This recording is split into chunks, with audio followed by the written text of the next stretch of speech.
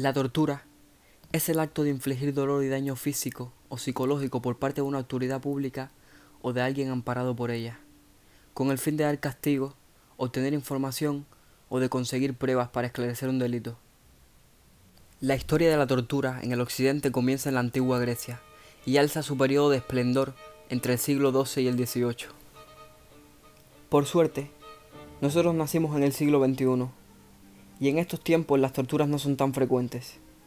Sin embargo, nuestros antepasados veían a las torturas como algo normal y del día a día. Por eso es que hoy les traigo 9 de los muchos métodos de torturas que la mente humana ha ideado. En el puesto número 9 tenemos a la garrucha. Es una modalidad de tortura aplicada por la Inquisición. El tormento consistía en atar las manos del condenado a su espalda y tras esto izarlo lentamente mediante una polea, normalmente situada en el techo. Luego se le dejaba caer con violencia, pero sin que llegara a tocar el suelo. La maniobra solía significar la dislocación de las extremidades superiores del condenado.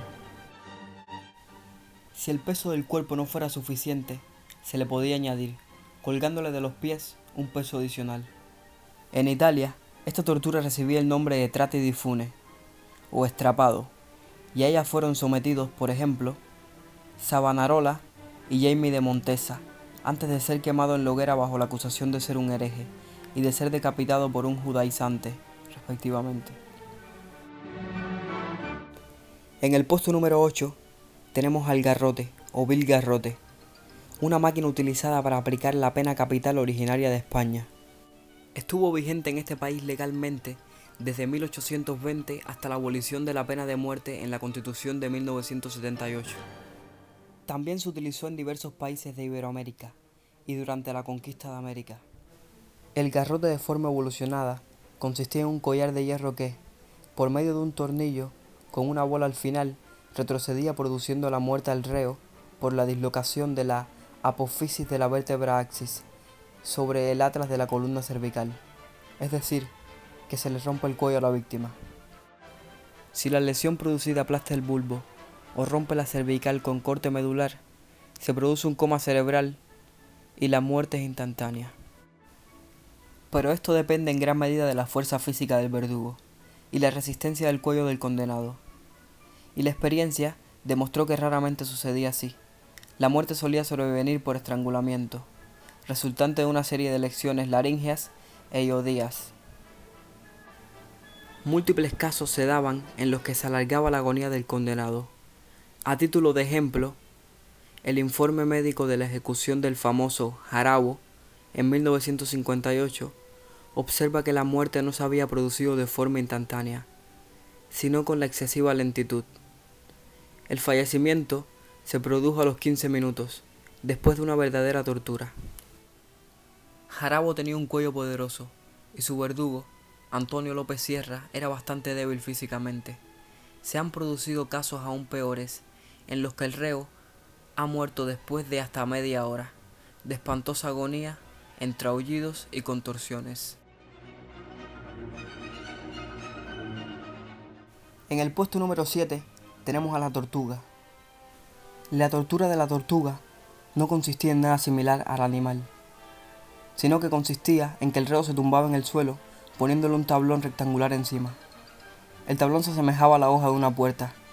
En dicho tablón, ya que el condenado estuviera allí, se le colocaban rocas produciendo aplastamiento paulatino, generalmente ubicado en los riñones. La idea principal del antes mencionado era poner muchas rocas de bastante peso sobre el cuerpo del hereje, hasta que éste estuviera totalmente asfixiado.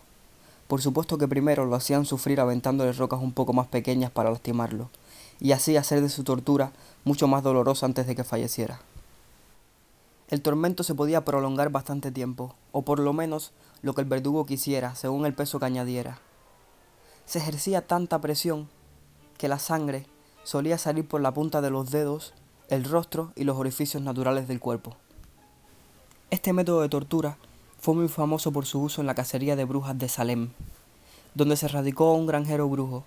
La historia cuenta que las rocas pesadas que se le echaban acababan con el órgano que proporcionaba la brujería, y también con el órgano que regulaba sus líquidos, por lo que murió. En el puesto número 6 tenemos a las uñas o zarpas de gato. Las uñas de gato son un instrumento de tortura que consiste en largas pértigas con ganchos o rastrillos en su extremo. El torturado era colgado desnudo y por medio de este instrumento era rascado. Las afiladas uñas de esta zarpa de gato desgarraban la piel y arrancaban tiras de carne. A menudo los garfios penetraban tan hondo que dejaban el hueso descubierto e incluso podían rascarlo. El torturado solía morir desangrado o quedaba inconsciente debido al enorme dolor. Ahora, ¿te imaginas a ti en esa situación? ¿Te imaginas colgado mientras te arrancan la piel y trozos de carne con unos ganchos con forma de uñas de gato? No, me imagino que nunca querrías verte en esa situación. En el puesto número 5 tenemos a la pera. Es un hecho que nadie sobrevivía a los crímenes de la Santa Inquisición. Sus ejecutores, lejos de conmoverse por el sufrimiento de las víctimas o su sangre derramada, consideraban a ambas cosas como el camino más sensato para procurar la purificación de su alma. Era por ello que nunca dudaron en usar herramientas como la pera, que era un objeto monstruoso y alargado de metal que se introducía por diferentes cavidades del cuerpo del pecador. El verdugo lo sujetaba por el mango, y éste se expandía forzosamente destrozando la boca, el ano o la vagina donde se hallaba metido.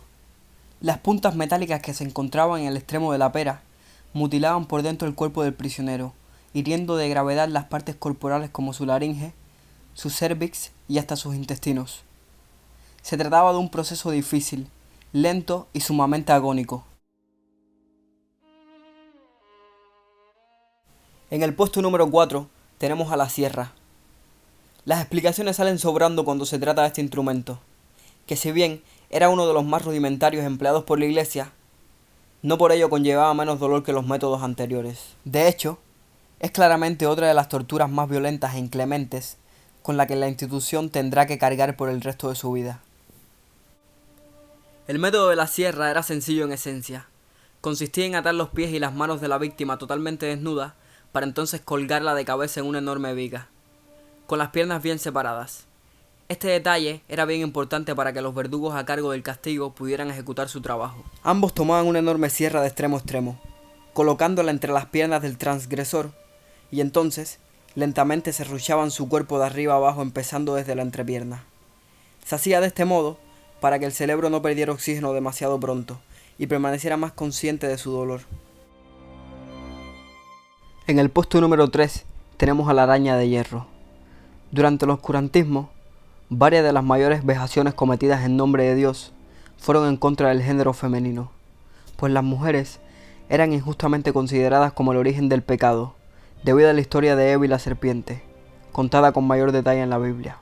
Sus cuerpos y los atributos sensuales que le había otorgado la naturaleza eran vistos como algo obsceno y que debía ser oculto, o en el caso de las pecadoras, extirpado. Bajo esta premisa es que se sugirió la araña de hierro, un instrumento consistente en enormes pinzas de metal con las cuales se torturaban los pechos de las prisioneras. Las pobres eran atadas contra un pilar, completamente indefensas y con los senos expuestos. El inquisitor en turno colocaba las pinzas alrededor del pecho y con una fuerza brutal tiraba de él hasta arrancarlo. Era debido a esto que cientos de mujeres morían desangradas de forma lenta y dolorosa. En el puesto número 2 tenemos al toro de Falaris. Este instrumento de tortura, cuyo nombre se atribuye a Falaris, tirano de Acragas, Sicilia, que murió en el año 554 a.C. Los ajusticiados se introducían en el interior de una estatua de bronce hueca con forma de toro. Justo debajo de la estatua se construía una hoguera, con lo que la temperatura del interior iba aumentando como en un horno. Los alaridos y gritos de las víctimas salían por la boca del toro, haciendo parecer que la bestia mugía. La leyenda cuenta que su diseñador, Perilo, murió al ser introducido en su propia creación por los subordinados de Falaris, cuando éste le presentó el instrumento. Y por fin, en el puesto número 1, tenemos a la rueda para despedazar. Después de la horca, era el método más común en la Europa germánica. Se desnudaba a la víctima y era estirada boca arriba en el patíbulo, con los miembros extendidos y atados a estacas de hierro. Bajo las muñecas, codos, rodillas y caderas se le colocaban unos trozos de madera. El verdugo propinaba golpes violentos con las ruedas hasta machacar cada hueso. Un cronista alemán lo describía así: una especie de gran títere aullante, retorciéndose como un pulpo gigantesco de 4 tentáculos, entre arroyuelos de sangre, carne cruda viscosa y amorfa, mezclada con astillas de los huesos rotos. Y aquí concluimos el video. Les pido que no dejen de comentar o sugerir lo que deseen. También les pido que por favor se suscriban, le den al me gusta y compartan este video en sus redes sociales, ya que me ayudaría muchísimo. Y bueno, ahora sí, sin nada más que decir, nos vemos en la próxima.